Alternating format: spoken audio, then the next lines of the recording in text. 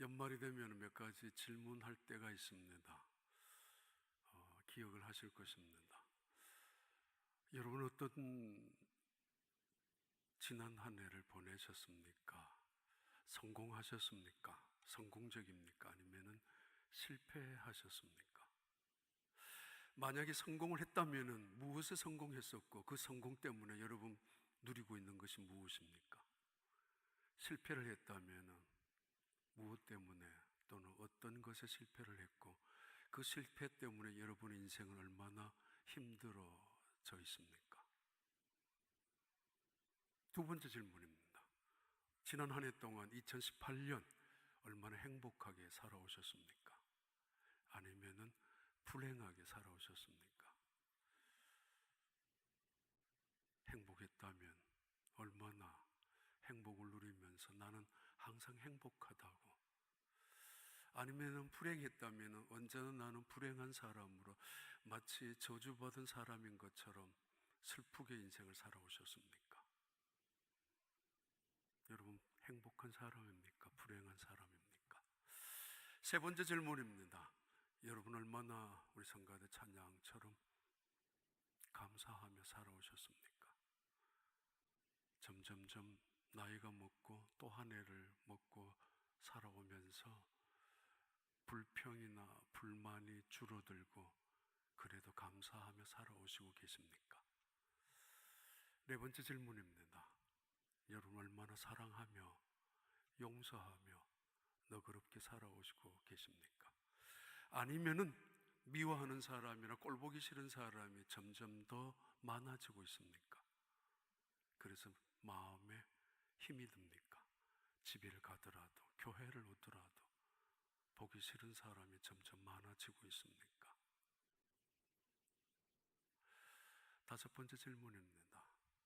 여러분은 지난 한 해 동안 얼마나 진실하게 살아오셨습니까? 여러분의 모습이 어떤 것이 진짜이고 어떤 모습이 가짜입니까? 하루를 살아도 정말 하나님 앞에 얼마나 진실하게 살아가는가? 마지막 여섯 번째 질문 드립니다. 지난 한 해 동안 여러분의 믿음은 얼마나 달라졌습니까? 얼마나 변화되었습니까? 얼마나 성장했습니까? 아니면 그대로라고 생각하십니까? 혹은 나는 나름대로 잘 믿는다고 생각하십니까? 믿음의 평가란 하나님이 하시는 것입니다. 내 생각에는 내가 하고 있는 방법으로는 잘 믿고 잘 섬기고 있는 것까지 느끼지만은 때로는 아닐 수도 있기 때문입니다. 내 나름대로 믿는 게 아니라 하나님이 원하시는 대로 믿는 것. 그래서 사실은 때로는 실패가 있었다 할지라도, 아픔을 겪었다 할지라도 하나님의 은혜 안에서 그 성공과 실패의 가치의 판단이 주님 안에서는 달라질 수 있을 것이고, 행복과 불행마저도 은혜 속에 살아가는 사람들의 기준이 다를 것이고, 감사, 사랑, 진실, 이것은 믿음이 우리에게 보여주고 가르쳐주는 열매가 바로 그런 것들입니다. 다시 한번 묻습니다. 여러분의 믿음 안에서 얼마나 감사하며 그리고 사랑하며 용서하며 그리고 진실하게 하나님 앞에서 살아오셨습니까? 얼마나 여러분의 믿음이 변화되었습니까? 하나님 보시기에 말입니다. 그리고 어쩌면 여러분이 함께 살고 있는 가장 가까운 가족들이 보기에도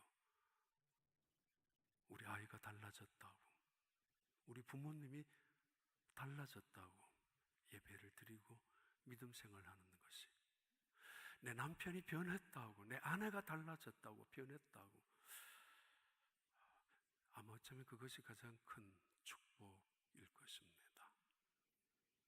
그런 하나님의 사람들 믿음의 안에서 연말을 보내시고 또 새로운 한 해를 맞이할 수 있게 되길 바랍니다. 1976년 6월 27일 아침에 아주 불행한 사건이 하나 나타났습니다. 바로 뛰었네. 이야기도 하기 전에 알았습니다. 1967년 6월 27일 아침에 이스라엘 텔아비브 공항에서 출발한 비행기 한 대, 139 에어 프랑스라는 이 비행기 한 대가 프랑스 파리를 가기 위해서 출발했습니다. 잠시 경유한 데가 그리스 아테네였는데, 아테네에서 잠시 경유하는 중에 납치범들이 올라타면서, 물론 승객들로 가장해서 탔으면서 그들은 이 비행기를 납치합니다. 그리고는 아프리카 리비아에서 잠시 경유를 받고, 그리고는 우간다 엔테페라는 공항까지 이 비행기를 끌고 갔습니다. 그로부터 일주일 만에, 정확히 일주일 만에 이 비행기는 납치범들에 의해서 납치된 이 비행기는 이스라엘 특공대를 통해서 다시 뺏고 맙니다. 기적같이 이루어진 이 작전을 엔테페 작전이라고 하고, 지금도 전설같이 다른 나라에서도 이 작전을 흉내를 낼 만큼 아주 기적같이 이루어진 작전이었습니다.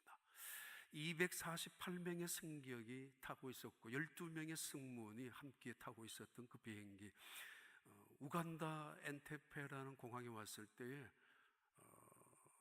유대인의 이스라엘 국적을 가지지 않는 다른 사람들은 다 풀어주었습니다.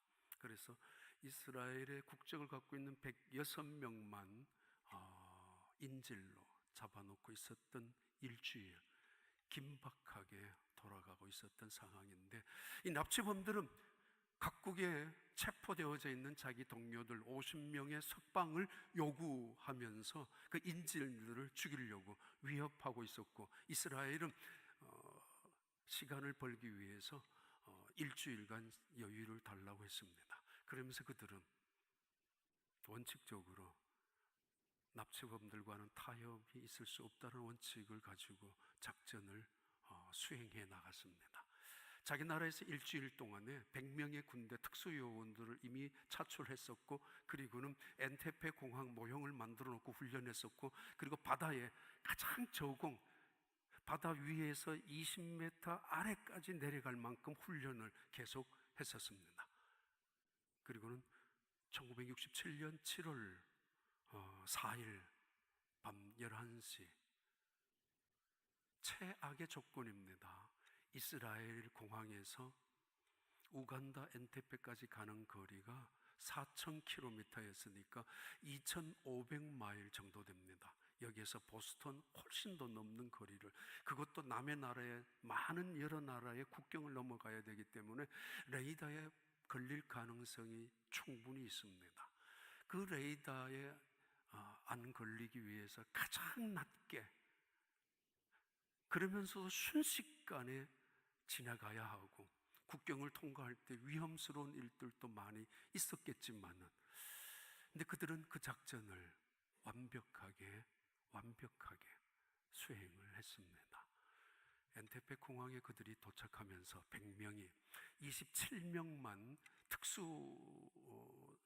요원들이 다시 차출되면서 그들이 그 비행기 안에 인질범으로 있었던 납치범들을 다 사살했었고, 비행기 안에 남아있었던 자기들의 국민들을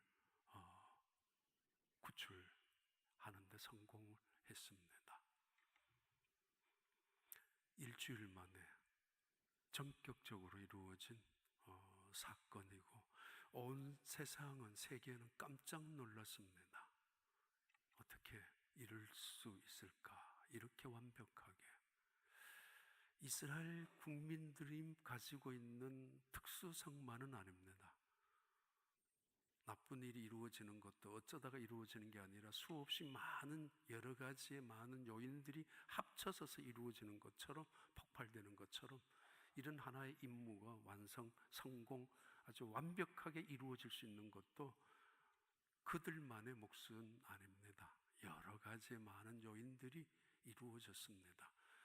그들이 비행기를 타고 가는 중에 레이더에 포착이 되었지만 어떤 나라는 그냥 묵인하고 있었고, 그리고 하필이면 날씨도 하필이 아니죠. 그들이 임무를 수행하는데, 그리고 불을 끄고 그 공항에 내렸을 때 그들이 그 우간다의 대통령이었던 이디 아민이 타고 있는 그 자동차처럼 흉내를 내면서 그들이 대통령 일행이 공항에 도착하는 것처럼 하는 것도 마침 그런 모든 일들이 이루어지는 요인들이었습니다. 중요한 것은 그 말씀 드리려고 하는 게 아니라, 이렇게 위험한 죽음을 각오하고 아니면 더 큰 불상사가 일어날 수도 있음을 각오하고 이스라엘은 왜 자기 그 인질로 잡혀 있었던 그 사람들을 구출하려고 했었는가? 이유는 하나입니다. 자기 민족이기 때문에, 자기 백성이기 때문에 그들을 구출하려고 작전을 세웠고, 그리고 그 작전대로 계획대로 준비했었고, 철저하게, 그리고 준비하고 계획하고 훈련한 대로 그들은 자기 백성, 자기의 국민을 구출했습니다. 가끔씩 미국에 살면서 미국이라는 국가가 자존심 때문인지 강국이라는 어떤 체면 때문인지 자기들 나라의 시민을 죽은 유해라도 뼈라도 찾아오고 있는 것을 볼 때에 대단한 나라다라는 생각도 들고, 또는 국가의 존재 이유는 국민의 생명과 재산과 안전을 지켜주는 것이 국가의 목적이고, 대통령은 그 최고위에서 올라서 그 임무를 결정하는 것이 대통령 아닙니까? 그런 면에서 부러울 때가 있습니다. 이스라엘의 나라도 그렇고 미국이란 나라도. 아마 오래전부터 우리는 북한에 국군이 포로로 붙잡혀가 있지만 어느 대통령도 그 포로로, 심지어 납치된, 납북된 우리나라 사람들까지 언급해 본 적은 지금까지 별로 기억은 없습니다. 중요한 것은 하나님의 자기 백성을 구출하는 작전이 있습니다. 3번에 걸쳐서 있었습니다. 첫 번째 작전은 바로 출애굽을 시켰던 하나님의 자기 백성을 구출하는 작전이었고, 두 번째는 바벨론에서 자기 백성을 구출하는 두 번째 작전이었다면, 마지막 3번째 작전은 2000년 전에 있었던 하나님의 구출 작전입니다. 첫 번째 작전은 하나님의 능력과 지혜를 통해서 이루어 나간, 시간도 오랫동안 그 애굽의 사람들에게 보여주고, 그리고 경고하면서 이루어지는 사건, 그런 구출이었다면, 오늘 두 번째 사건인 바벨론의 구출 작전은 하나님의 능력이 눈에 나타나고 하나님의 지혜가 그들을 향하여 보여주고 경고하며, 그리고 여러 가지 오리엔테이션, 10가지 재앙처럼 보여주는 사건은 아니었습니다. 그냥 말씀 하나였습니다. 첫 번째, 너희는, 이 일을 위하여 하나님은 이스라엘 백성들에게 오리엔테이션을, 전령들에게 무전을 치면서, 암호를 치면서, 아니 이거는 분명하게 무전이나 암호보다가는 사자를 통하여, 전령을 통하여 미리 말씀합니다. 1번 이렇게 시작합니다. 너희는 내 백성을 위로하라. 노역의 때가 끝나고 죄악이 사함을 받았느니라. 하나님의 두 번째 이스라엘 백성들의 구출 작전을 시작하기 전에 미리 주의를 줍니다. 이스라엘 백성들에게만.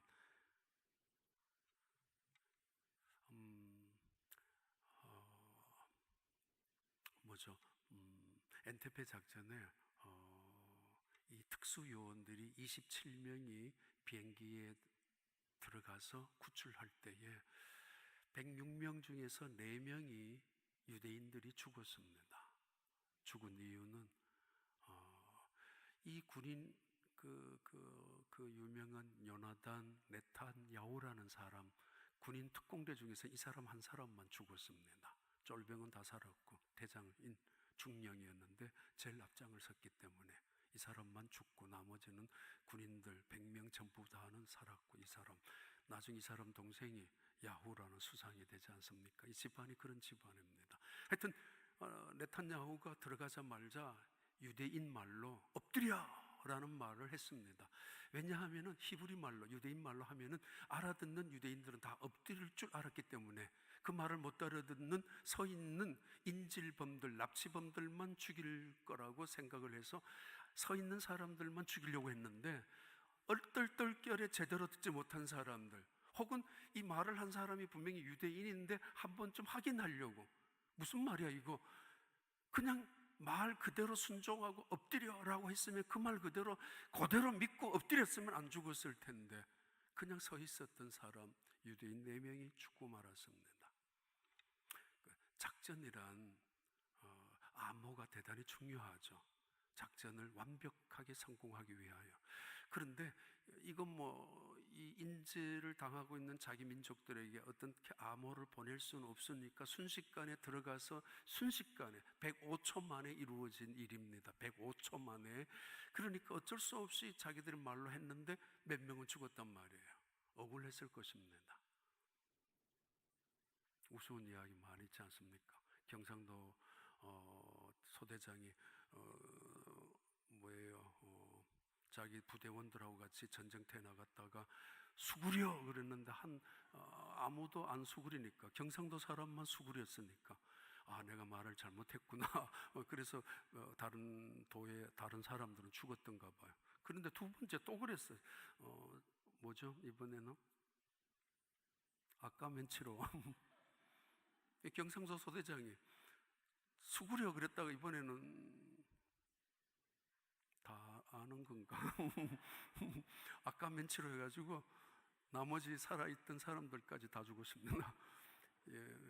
아주 무식한 경상도 그 사투리 때문에 엎드려 그랬는데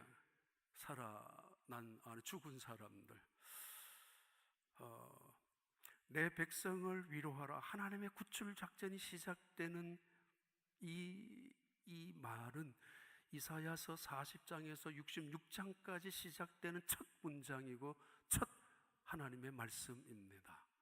2013년 1월 달에 이사야서 40장부터 66장을 할 때 이 말씀을 언급했었습니다. 지금부터 정확히 6년 전이지만은 물론 다른 의미에서 하는 것입니다.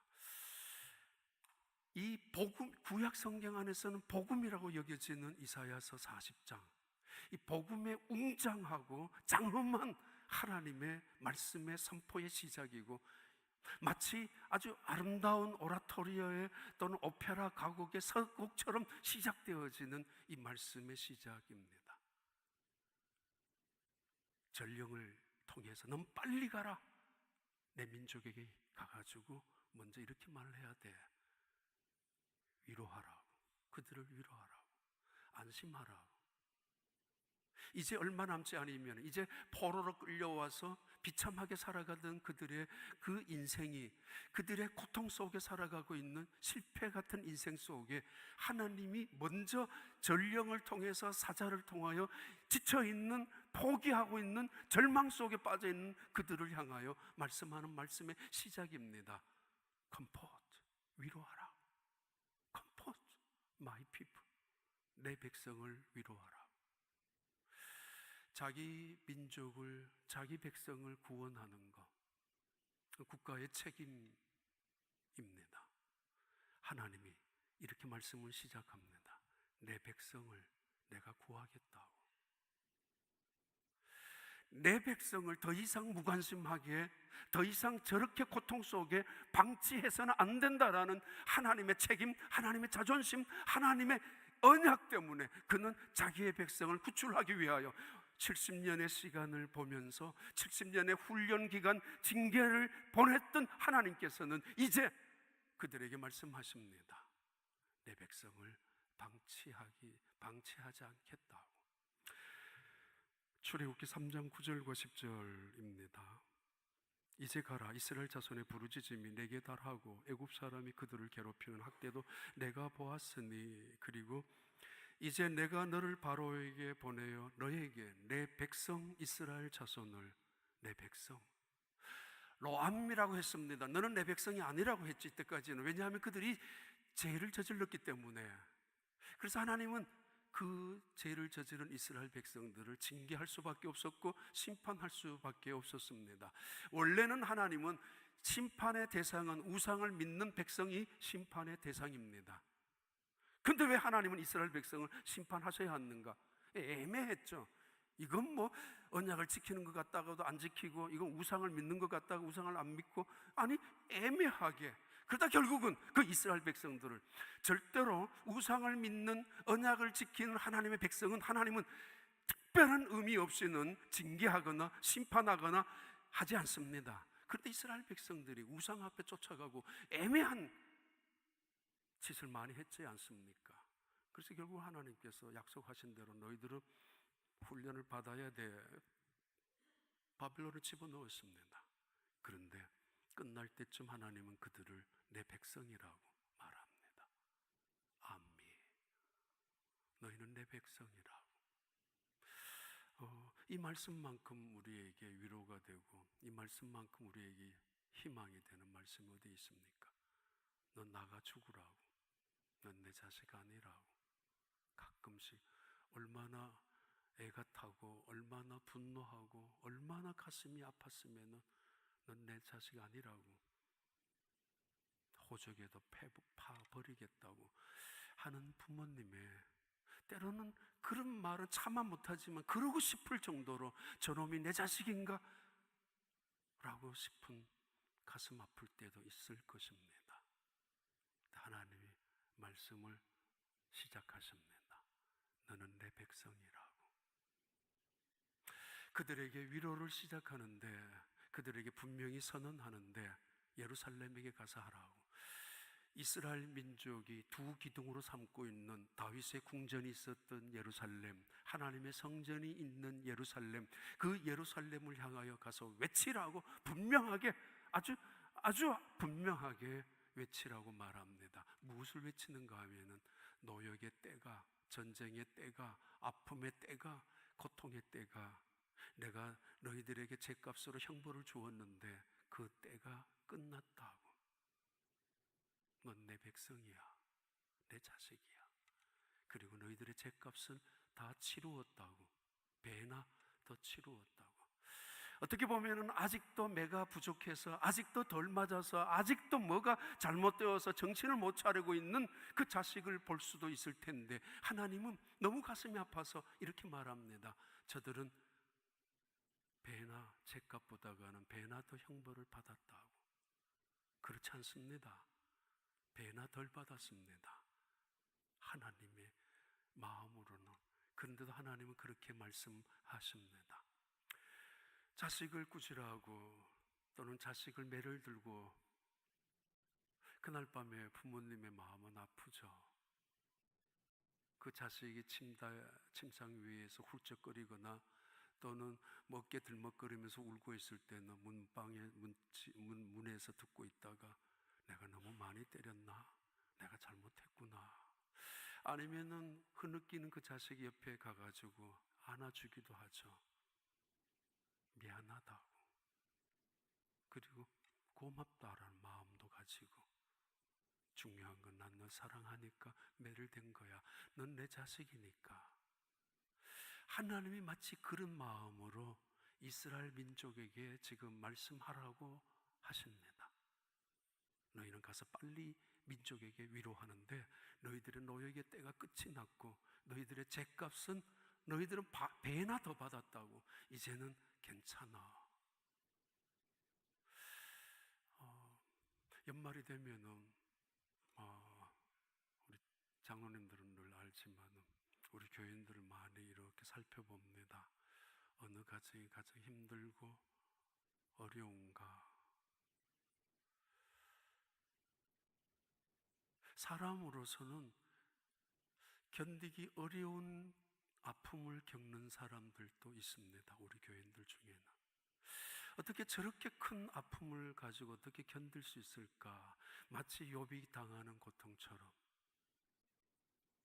꽤 젊은 나이에 남편 죽고, 때로는 억울하게, 또는 그렇게 죽고, 얼마 지나지 않아 자신의 몸에 수술해야 되는, 그리고 몇 번이나 수술하고, 그 몸으로 자식들 키워내기 위해서 직장에 회사에 나가서 일해야 하고, 그리고 다시 쓰러지면서 또 수술해야 하고, 어떤 남편은 어떤 사람에게 보증을 섰는데 그만 그 뭐가 잘못되어 가지고 몽땅 자신의 회사 일을 내려놓아야 되는, 그것 때문에 가정의 부부의 위기가 찾아오고 신뢰감이 깨지고 자녀들마저 뿔뿔이 흩어지는 고통을 당하는 가족들. 미국에 이민 와가지고 시작한 사업에 어떻게 됐는지 그 주인 잘못 만나서 쏟고 일이 쏟고, 결국은 재판에 1년, 2년, 몇 년을 견디다가 결국은 다 털어버리고 힘겹게 살아가는 사람들.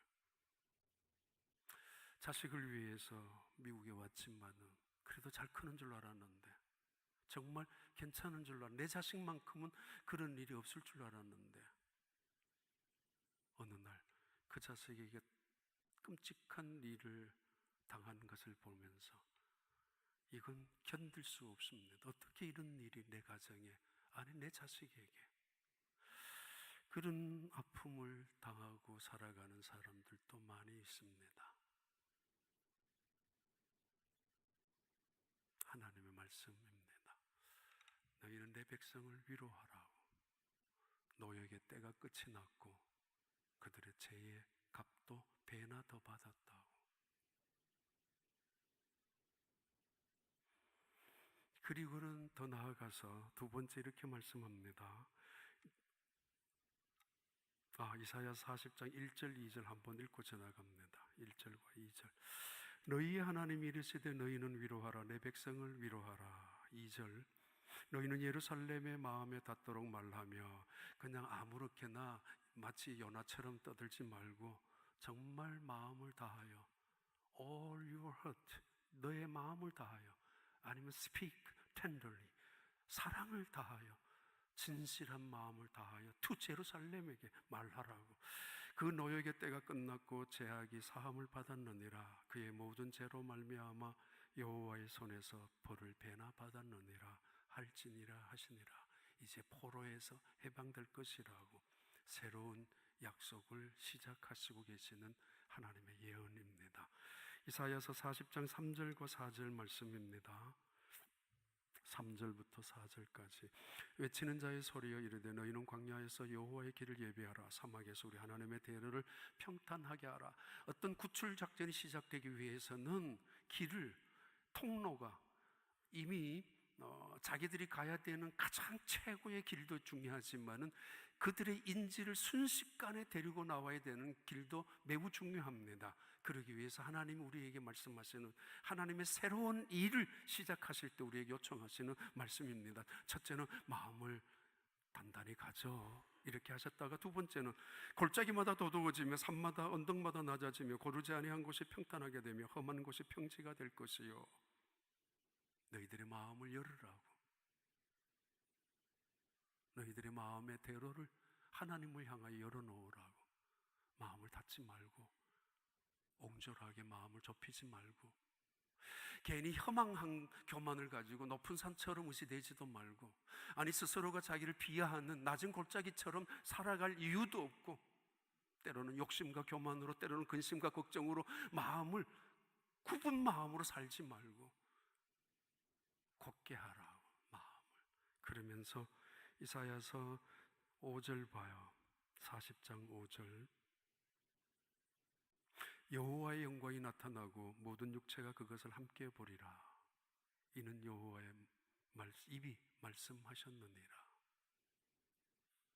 말을 전하는 자에게도 말합니다. 말을 전하는 자여, 그 말을 전하라. 그리고 오늘 이 본문에도 여호와의 입이 말씀하셨다. 전하는 자의 사실은 인격이 중요합니다. 전하는 자의 삶이 굉장히 중요합니다. 말만 떠들면 누가 듣겠습니까? 그러나 지금 이 말씀은 얼마나 중요하고 얼마나 급하고 얼마나 긴박한 하나님의 말씀인지, 누가 인격이 중요한 게 아니라 그 말이 중요하기 때문에, 아니 그 말의 무게와 그 말의 능력과 그 말의 권세가 중요하기 때문에 빨리 그 말을 전달하라고. 그리고 지금도 말씀합니다. 너희들은 마음을 굳게 하라. 높은 산이 낮아지는 것처럼 낮은 골짜기를 메꾸는 것처럼 모든 것을 평탄하게 하라. 그리하면은 여호와의 영광이 나타날 것이며 그 여호와의 영광이 나타나는 것을 너희들이 보게 될 것이라고. 마음을 곱게 쓰면, 믿음으로 그 마음의 길을 제대로만 닦아 놓는다면은, 심지어 그 전능하신 여호와라는 말씀도 제쳐놓고 여호와의 입이 말씀하셨다, 그 말씀이 얼마나 중요한지, 그 말씀이 얼마나 긴박해야 하는지 그렇게 말하고 있습니다. 그리고는 이사야서 46절 8절까지 말씀 계속합니다. 말라는 자의 소리여 이르되 외치라. 대답하되 내가 무엇이라 외치리이까 하니 이르되 모든 육체는 풀이요 그의 모든 아름다움은 들의 꽃과 같으니. 그리고 7절에 풀은 마르고 꽃은 시들면 여호와의 기운이 그 위에 불미라. 이 백성은 실로 풀이로다. 그리고요 8절에 풀은 마르고 꽃은 시드나 하나님의 말씀은 영원히 서리라. 하나님이 출애굽할 때 첫 번째 자기 백성을 구출했을 때의 작전은 능력과 지혜가 계속 나타났습니다. 애굽 백성들에게 그 능력을 통하여 10가지 재앙을 통하여 사인을 보여주셨고 경고하셨고 위험하다는 것을 그들에게 언급해 주셨던 사건들이었습니다. 그리고는 마침내 이스라엘 백성들을 끌어내셨습니다. 근데 두 번째, 하나님은 자기 백성을 바벨론에서 끌어내실 때는 말씀만 하셨습니다. 말씀만. 우리에게 요구하는 것이 믿음이었기 때문입니다. 그 말씀이 얼마나 건세 있는 자의 약속인지, 그 말씀 속에 위력이 어떤 것인지, 폭발적인 능력이 그 말씀 속에 함께 있다는 사실을 그들에게 증명하고 싶어서. 자 봐라, 너희들이 지금 앞에 바벨론이란 나라가 보이지? 바벨론이 더 든든한 나라냐? 아니면 눈에 보이지도 않는 하나님의 나라, 하나님이 더 든든한 분인 것 같으냐? 결코 무너지지 않을 것 같은 성벽을 쌓아놓은 바벨론, 그 대단한 느부갓네살 왕이 굉장한 권력을 가지고 힘을 가지고 있고 무너지지 않을 것 같은 나라처럼 보이느냐? 아니면 눈에도 안 보이지만 하나님의 말씀이 영원할 것 같으냐? 뭘 믿을래? 널 뭘 믿고 살아왔니? 우리에게 하나님이 작전을 하시면서 선택하게 합니다. 아니, 우리에게 위로하셨던 하나님은 우리에게 안심을 주십니다. 나는 여호와야. 내 입에서 나오는 말씀은 영원한 것이야. 나를 믿어.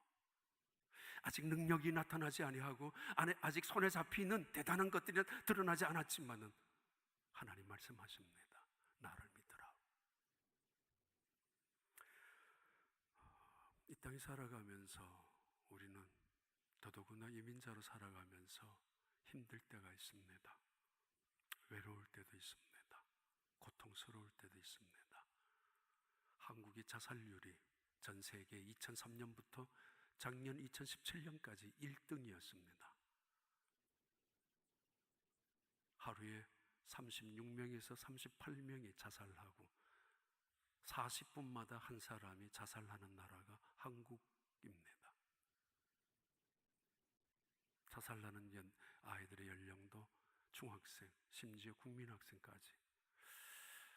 노년층의 자살 비율은 한국이 최고로 높다고 합니다. 우리가 살고 있는 미국 땅의 자살률은 하루에 14명에서 15명 정도 자살하고 있습니다. 통계적으로 왜 그렇게 죽어가고 있을까? 살기 싫다고, 힘이 든다고, 아무도 나의 아픔을 이해하고 아무도 나의 고통을 붙잡아주고 진심으로 아무도 내가 당하는 억울함을, 내가 갖고 있는 그 진실을 받아들이지 않기 때문에 죽고 싶더라고. 살아가야 될 의욕도 가치도 살만한 세상도, 아니 그럴 만한 사람도 하나도 없기 때문에 청소년들에게 넌 죽고 싶은 적이 있었니? 하니까 80% 가까이 되는 아이들이 그냥 한두 번 했는 생각일 수도 있겠지만 죽고 싶었다고. 혹시 여러분은 어떻습니까? 또는 여러분의 자녀는 어떻게 살아가고 있다고 생각하십니까? 위로자가 없다는 이유 때문에 답답하고, 진심으로 나와 함께 울어주고 나와 함께 나를 응원하고 나를 대신하여 욕을 먹을 수도 있는 사람들이 하나도 없기 때문에, 아무도 보이지 않기 때문에, 그래서 떠나고 싶고, 그래서 헤어지고 싶고, 그래서 죽고 싶기도 하는 세상에 머물고 있습니다. 이 세상에 내 돈을 써가면서, 내 시간을 투자하면서, 내가 희생하면서, 내가 목숨을 바쳐가면서 다른 사람을 위로할 자가 과연 얼마나 있겠습니까? 오해받고 돌아오는 것이 오히려 핍박, 오히려 원망일 수도 있습니다. 그리고 때로는 실제로 정말 위로하러 찾아왔지만은 나의 마음을 부글부글 끓게 만드는 사람, 짐 위에 짐 하나를, 상처 위에 상처를 덧나게 만드는 사람이 이 땅에 위로자들일 수도 있습니다. 참된 위로자, 하나님이 말씀하십니다. 그분은 그분의 시간을 투자하고 돈을 쓰고 그분의 목숨을 내어놓고, 그리고 우리 곁에 오셔서 말씀하십니다. 바벨론을 봐라, 아니면 나를 봐라. 내가 너의 위로자가 될 거야. 당장 그래서 길이 보이고, 당장 무너졌던 성갑이 이루어지고, 당장 내 손안에 돈이 잡히는 건 아니지만은, 그래서 사람의 위로가 그리워지고 사람의 위로가 우리에게는 통할 것 같지만은 쏘가봤잖아요. 하나님이 얼마나 위대한 진실한 위로자인지 지금 말씀하고 있는 것입니다. 마지막에 이 위로자를 향하여 말씀을 이렇게 합니다. 3번 이사야서 40장 9절 말씀입니다. 이사야서 40장 9절 봐요. 한번 같이 읽습니다. 아름다운 소식을 시온에 전하는 자여, 너는 높은 산에 오르라. 아름다운 소식을 예루살렘에 전하는 자여, 너는 힘써 소리를 높이라.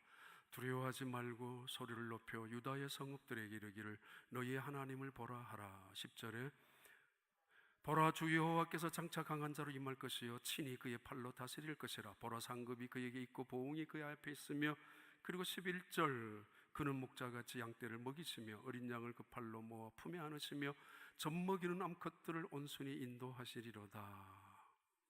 지금 하나님이 구출을 하시기 위하여 충분한 오리엔테이션을 하십니다. 그로부터 얼마 후에 바벨론은 무너지고 맙니다. 그리고 파사, 메대의 제국을, 처음으로 제국이라는 나라를 만드는 파사 나라의 고레스라는 왕이 등장합니다. 하나님은 그를 세우십니다. 그리고 이스라엘 백성들을 포로에서 해방을 시켜 나가십니다. 그런데 아직은 아무것도 당장 보이지는 않습니다. 그런데 여전히 하나님 말씀합니다. 전령을 향하여 너는 빨리 가서 외치라고, 실망하고 좌절하고 있는 그들을 향하여, 그리고 빨리 가서 외쳐라. 원망하고 불평하고 있는 그들을, 심지어 의심조차 하고 있는 그들에게 달려가서 이 말을 전하라고. 그러면서 말합니다. 아름다운 소식을 전하는 자여, 위로하는 자, 복음을 증거하는 자, 하나님의 말씀을 말씀대로 전달하는 자, 아름다운 자여, 세상에 선한 일을 하고 있는 사람이라고. 남의 말만 전달하는 사람, 남의 흉만 비판만 하고 평생 살아가는 사람, 그걸 재미로 알고 살아가는 사람, 불평만 갖고 그 말을 떠들고 여기저기 떠드는 사람을 아름다운 소식을 전하는 사람이라고 말하지 않습니다. 자, 외쳐라, proclaim. 그리고 더 나아가서 이거는 분명히 너에게 주어져 있는 이 말씀을 확실하게, 아주 클리어하게 전달하라고. 첫째는 긴박하니까, 중요하니까. 두 번째는 이건 빨리 분명하게 말하라고. 세 번째는 모든 사람들에게 듣도록, 한 사람도 못 듣는 사람 없도록.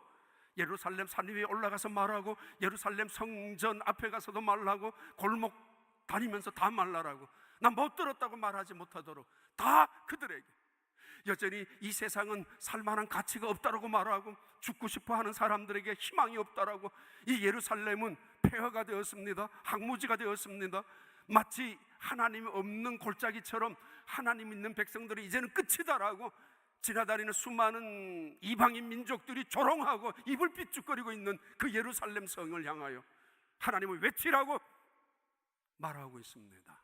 이 예루살렘의 성벽이 다시 세워질 것이며 성전이 다시 회복될 것이며 흩어져 있던 유다 백성들이 돌아오게 될 것이라고, 이 말을 전달하라고. 그리고 이 일을 누가 하느냐고, 여호와 내가 할 거라고. 그래서 너희들은 여호와를 바라보라고. Behold your God. Here is your God. 여기에 너희 하나님이 계신다. Your God is here. 너희 하나님이 여기 계신다. 그를 바라보라. 더 이상 세상을 바라보지 말고, 더 이상 사람도 바라보지 말고, 너희 하나님을 두 눈을 부릅뜨고 마음을 열고 두 손을 들고 그 하나님을 바라보라고. 전능하신 하나님, 영원하신 하나님, 그리고 나를 나의 하나님께서 하나님의 자식으로 여겨주시는 그 하나님, 너희의 하나님을 바라보라고. 희망이 거기에 있다라고. 그는 강한 자로 능력을 가지고, 그는 강한 자로 지혜를 가지고, 그는 강한 자로 어떤 통치자로 이 세상에 오시고 너희를 다스릴 것이라고. 누가 그 앞에서 굴복하지 않을 자가 있겠느냐고. 애굽 왕도, 아수르 왕도, 바벨론 왕도, 사실 고레스 왕도 하나님 앞에는 입김보다도 못한 존재들입니다. 그리고 그분이 목자같이 내려오셔서 너희들을 안아주시고 먹여주시고 키워주시고 너희들을 품어주실 것이라고. 너희 하나님이 여기 계신다. 그는 강한 자요, 그는 목자요, 그리고 그분은 심판자로 오실 것이라고. 어떤 사람에게는 보상을, 어떤 사람에게는 보응을 확실하게 히브리어에서는 종류를 나누고 있습니다. 심판자가 오실 때 어떤 사람에게는 보상을 하시고, 그리고 어떤 사람에게는 보응을 하시는 하나님. 2018년 한 해가 마무리가 되는 시간에 있습니다. 여러분의 마음에 얼마나 하나님께 주신 은혜가 있습니까? 안타까웠던 하나님의 말씀입니다. 너희는 내 백성에게 가서 외치라고, 그들을 위로하라고, 그리고 그들에게 분명히 전달하라고. 하나님을, 너희의 하나님을 바라보라고. Your God is here. 하나님이 여기 계신다. 그는 강한 자요, 그는 목자요, 그는 심판자요. 그 하나님과 함께 연말을 마무리하시고, 그 하나님을 바라볼 때 여러분의 육체가 그 하나님의 영광을 눈으로 체험하는 축복된 새로운 한 해가 되길 바랍니다.